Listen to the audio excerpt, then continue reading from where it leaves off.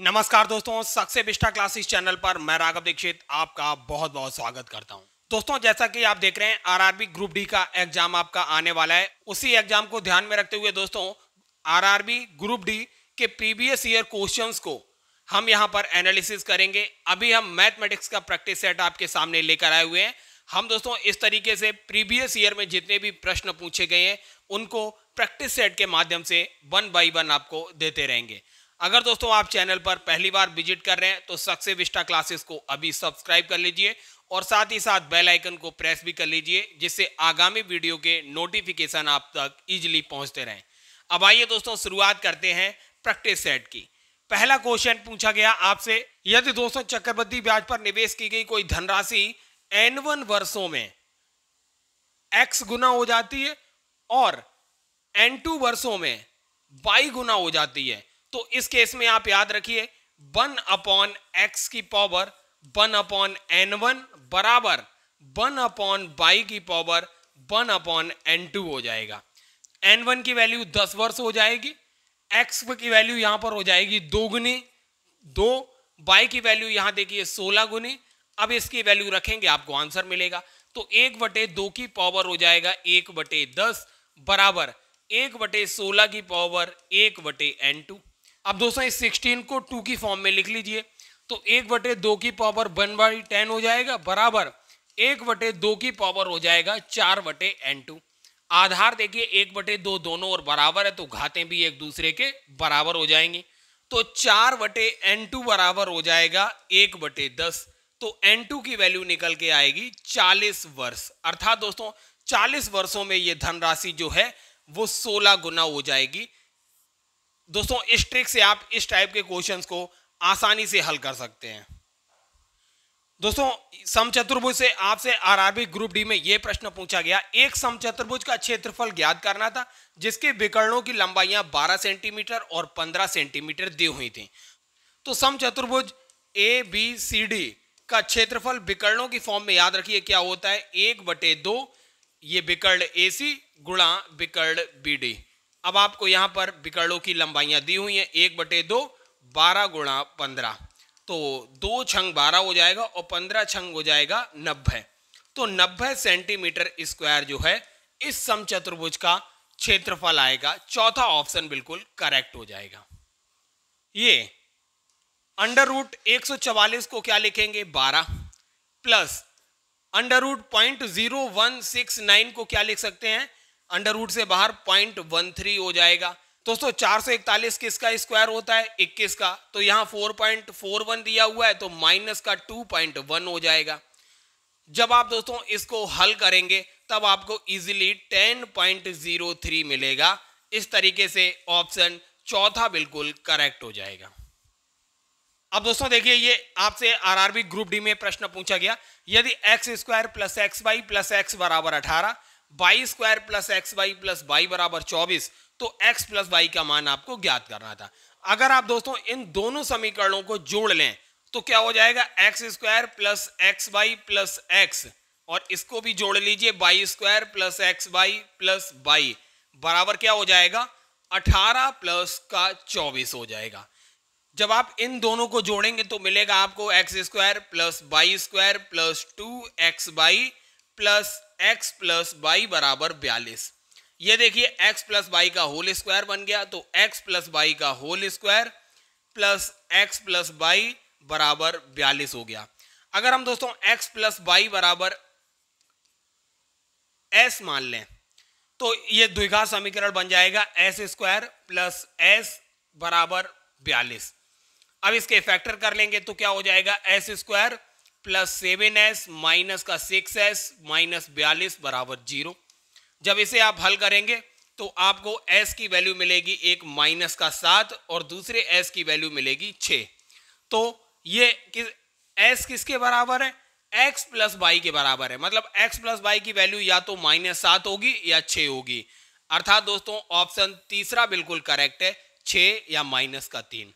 दोस्तों RRB group D में आपसे ये रीजनिंग से प्रश्न पूछा गया, 2 समुच्चय आपको दे दिए गए थे और तीसरा समुच्चय आपको बताना था। जो रिलेशन इनके नंबर्स में है वही रिलेशन फाइंड करना है आपको इन चारों ऑप्शन में। सेम रिलेशन अगर जिस ऑप्शन में मिल जाएगा वही इसका आंसर होगा। जैसे देखिए पहले ऑप्शन में 4,3,16 दिया था, 4 3 12, इसमें 4 जोड़ेंगे तो 16 आ जाएगा। और दूसरा समुच्चय क्या दिया था, 3,5,19, 5 3 15 में 4 जोड़ेंगे तो 19 आ जाएगा। ऐसे ही तीसरा ऑप्शन जब आप देखेंगे 8 दूनी 16 में 4 जोड़ेंगे तो 20 मिलेगा। केवल तीसरे ऑप्शन में ही ये कंडीशन सेटिस्फाई हो रही है, इसलिए ऑप्शन तीसरा बिल्कुल करेक्ट होगा। दोस्तों आरआरबी ग्रुप डी में आपसे यह प्रश्न पूछा गया, वर्ष 2000 में मोनू की आयु उसकी बहन की आयु की 3 गुनी थी। 2010 में उसकी आयु उसकी बहन की आयु से 24 वर्ष अधिक थी। तो 2010 में मोनू की आयु ज्ञात कीजिए। आप इसे ऑप्शन से बहुत आसानी से हल कर सकते हैं। आप देखिए पहला ही ऑप्शन उठाइए, 46 वर्ष। हमने मान ली मोनू की आयु जो है 2010 में 46 वर्ष है, तो सन 2000 में उसकी आयु कितनी होगी, -10 कर दीजिए, अर्थात 36 वर्ष। तो सन 2000 में उसकी बहन की आयु कितनी होनी चाहिए थी, 1/3 हो जाएगी, क्योंकि मोनू अपनी बहन की आयु का 3 गुना था। तो इसका 1/3 करेंगे तो क्या आएगा, 12 वर्ष। उसकी बहन की आयु सन 2000 में 12 वर्ष थी, तो 2010 में उसकी सिस्टर की आयु कितनी हो जाएगी, इसमें 10 जोड़ दीजिए, 22 वर्ष। अब कंडीशन क्या दी हुई थी, सन 2010 में मोनू की आयु अपनी बहन की आयु से 24 वर्ष अधिक थी। अब इसमें 24 ऐड कर दीजिए, प्लस का 24, देखिए क्या आएगा, 46 वर्ष आएगा। देखिए पहले ऑप्शन में भी यही दिया हुआ था 46 वर्ष, तो आप इसको ऑप्शन से भी कर सकते हैं। अब आइए हम आपको कॉन्सेप्ट के थ्रू बताते हैं, कॉन्सेप्ट से आप इसे कैसे करेंगे। सबसे पहले मान लीजिए 2000 में मोनू की बहन की आयु x थी, तो मोनू की आयु 3x हो जाएगी। सन 2010 में मोनू की बहन की आयु कितनी हो जाएगी, x + 10, तो मोनू की आयु कितनी हो जाएगी 2010 में, 3x + 10। अब क्या दिया हुआ था, सन 2010 में मोनू की आयु और उसकी बहन की आयु का अंतर 24 वर्ष दिया था। यहां से निकाल दीजिए, 3x + 10 -x - 10 हो जाएगा, 24 वर्ष दिया था, तो x की वैल्यू 12 वर्ष आ जाएगी। अब x की वैल्यू इसमें रख दीजिए, सन 2010 में मोनू की आयु 12 3 36 प्लस का 10 बराबर 46 वर्ष। इससे भी देखिए पहला ऑप्शन करेक्ट हो गया। आप दोनों तरीके अपना सकते हैं। दोस्तों ये देखिए आरआरबी ग्रुप डी में अगला प्रश्न था, द्विघात समीकरण 6 - 5x² - 8x = 0 के मूलों का गुणनफल क्या होगा। अगर आप दोस्तों देख रहे होंगे द्विघात समीकरण जो है ax² प्लस का bx प्लस का c बराबर 0 होता है, तो मूलों का गुणनफल क्या होता है, अल्फा गुणा बीटा बराबर होता है c/a। अचर पद देखिए क्या है, 6 है, तो यहां रखिए 6, और x² का मल्टीपल क्या है, देखिए -5, तो नीचे -5 आएगा। अब यहां पर देखिए -6/5 किस ऑप्शन में है, तीसरा ऑप्शन बिल्कुल करेक्ट है, -6/5। आप इसे इस तरीके से आसानी से हल कर सकते हैं। अगला प्रश्न दोस्तों ग्रुप डी में पूछा गया, 12 सेंटीमीटर व्यास वाले एक गोले का आयतन ज्ञात कीजिए। गोले का आयतन दोस्तों क्या होता है, 4/3 πr³। यहां देखिए व्यास दिया हुआ है 12 सेंटीमीटर, तो रेडियस कितनी हो जाएगी, 6 सेंटीमीटर हो जाएगी। रख दीजिए 4/3 गुणा पाई गुणा 6 गुणा 6 गुणा 6, 3 दूनी 6 हो जाएगा, 6 छंग 36 दूनी 72 गुणा 4 पाई, अर्थात 288 पाई सेंटीमीटर क्यूब जो होगा इस गोले का आयतन होगा। पहला ऑप्शन बिल्कुल करेक्ट होगा। दोस्तों इसको आपको हल करना था, हल कीजिए, 2 गुणा 5x - 3 प्लस 3 गुणा 3x - 5 बराबर 93। ये इसमें दोस्तों x की केवल एक घात है, तो आसानी से हल हो जाएगा। 5 दूनी 10x - 6 प्लस 3 का 9x माइनस का 15 बराबर 93।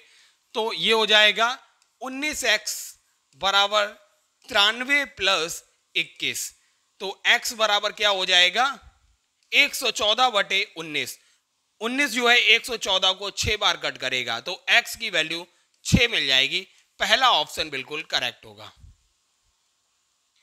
दोस्तों आरआरबी ग्रुप डी में यह प्रश्न पूछा गया, आपको इसकी वैल्यू बतानी थी, 3 की पावर 0 प्लस 3 की पावर -2 प्लस 3 की पावर -1 गुणा 27 का मान ज्ञात करना था। अगर आप देखेंगे ये हो जाएगा 1 + 1/9 + 1/3 इंटू 27। इसको एलसीएम लेके हल करेंगे तो 9 एलसीएम आएगा, तो 9 + 1 + 3 इंटू 27, ये आएगा 13/9 इंटू 27। 9 से 27 जो है 3 बार जाएगा, 13 3 जा 39 जो है इसका करेक्ट ऑप्शन हो जाएगा। तीसरा ऑप्शन बिल्कुल करेक्ट होगा। दोस्तों आपसे अगला प्रश्न पूछा गया, एक बाइक 50 किलोमीटर प्रति घंटा की चाल से चलती हुई अपने गंतव्य स्थान पर 10 मिनट देरी से पहुंचती है। यदि यह स्पीड 60 किलोमीटर प्रति घंटा की चाल से चले तो यह 5 मिनट की देरी से पहुंचती है। समान मार्ग पर सामान्य चाल से यात्रा को पूरा करने के लिए और समय पर पहुंचने के लिए बाइक को कितने मिनट लगेंगे? तो दोस्तों आपको यहां पर देखिए समय का अंतर दिया हुआ है, आप इसे डिस्टेंस देखिए दोनों केस में समान है। डी अपॉन पहले केस में चाल है 50 माइनस डी अपॉन दूसरे केस में जो चाल है 60 है। तो ये समय का अंतर कितना है? यहां देखिए 10/60 माइनस 5/60। तो इसे आप जब हल करेंगे तो क्या आएगा? 300 एलसीएम हो जाएगा। 6D माइनस 5D बराबर ये हो जाएगा 5/60। तो 60 से ये कट हो जाएगा 5 बार, तो D बराबर 25 किलोमीटर आएगा, दूरी आएगी 25 किलोमीटर। अब दोस्तों इस D की वैल्यू आप यहां पर रख दीजिए D/50, तो क्या हो जाएगा 25/50, 25 दूनी 50, मतलब इसको यहां पर 30 मिनट का समय लग रहा है और ये 10 मिनट की देरी से पहुंच रहा है। माइनस का 10 कर दीजिए इसमें, अर्थात 20 मिनट का इसे एग्जैक्ट समय लगेगा। चौथा ऑप्शन बिल्कुल करेक्ट हो जाएगा। अगला प्रश्न है दोस्तों, एक विक्रेता किसी वस्तु के अंकित मूल्य पर 30% की छूट देता है और फिर भी वह 10% का लाभ कमाता है। अंकित मूल्य का क्रय मूल्य से कितने प्रतिशत अधिक होगा? दोस्तों सबसे पहले हमने मान लिया कॉस्ट प्राइस जो है वस्तु का वो 100 रुपए है।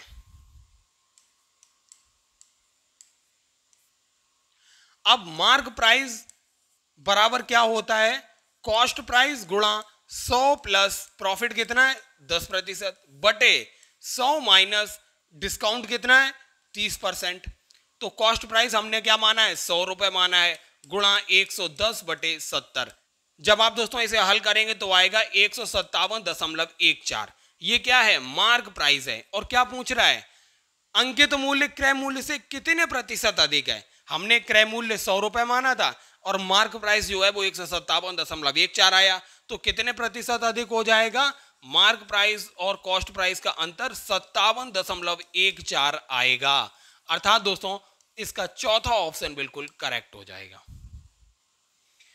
दोस्तों अगला प्रश्न आपसे आरआरबी ग्रुप डी में पूछा गया, एक धनराशि को 4 सदस्यों ABCD के बीच 4:7:9:3 के अनुपात में बांटा जाना है। यदि C को D से 720 रुपए अधिक मिलते हैं तो D का हिस्सा क्या होगा? अब देखिए दोस्तों C को D से 720 अधिक मिलते हैं तो 9x माइनस का 6x बराबर 720 होना चाहिए था। तो 6 तो क्या हो जाएगा 3x बराबर 720, तो x की वैल्यू यहां से निकल के आएगी 120। अर्थात दोस्तों D की पूछा क्या गया था? D का हिस्सा क्या है 3x, तो 3 गुणा x की वैल्यू 120 हो जाएगी, तो 12 3 36 360 रुपए जो होगा ये किसका हिस्सा होगा? D का हिस्सा होगा। दूसरा ऑप्शन बिल्कुल करेक्ट है। दोस्तों आरआरबी ग्रुप डी में आपसे अगला प्रश्न पूछा गया, एक साइकिल चालक 2.5 किलोमीटर की दूरी 4 मिनट 10 सेकंड में तय करता है। समान चाल से 6 किलोमीटर की दूरी तय करने में उसे कितना समय लगेगा? यहां पर दोस्तों देखिए चाल जो है वो समान है, तो दूरी बटे समय जो है कितना हो जाएगा 250 सेकंड बराबर दूसरी कंडीशन में दूरी बटे समय t1 ये निकालना है आपको। इसे हल करेंगे आपको आंसर मिलेगा। पॉइंट हटाएंगे, जीरो बढ़ाएंगे, 25 एकम 25 तो 1/100 हो जाएगा। तो t1 बराबर क्या हो जाएगा 100 का गुणा 6 से करेंगे और t1 का गुणा 1 से करेंगे, क्रॉस मल्टीप्लाई, तो आएगा 600 सेकेंड। अर्थात इसे मिनट में बदलेंगे तो 60 से डिवाइड कर देंगे, 10 मिनट का समय लगेगा दोस्तों दूसरे केस में समान चाल से 6 किलोमीटर की दूरी तय करने में। चौथा ऑप्शन करेक्ट है। अगला प्रश्न पूछा गया दोस्तों, रीजनिंग से उस संख्या का चयन कीजिए जो क्वेश्चन मार्क के स्थान पर आएगी। अब दोस्तों आप देखिए 25 में अगर आप 11 जोड़ेंगे तो आपको मिलेगा 36। 36 में आप अगर 13 जोड़ेंगे तो आपको 49 मिलेगा। 49 में अगर 17 जोड़ेंगे तो 66 मिलेगा, और 66 में 19 जोड़ेंगे तो आपको 85 मिलेगा। तो दोस्तों ये क्या है, 11, 13, 17, 19 अभाज्य संख्याएं हैं। तो 19 के बाद अगली अभाज्य संख्या क्या आएगी, 23 आएगी। अर्थात 85 में जब आप 23 जोड़ेंगे तो आपको मिलेगा 108। अर्थात तीसरा ऑप्शन बिल्कुल करेक्ट होगा।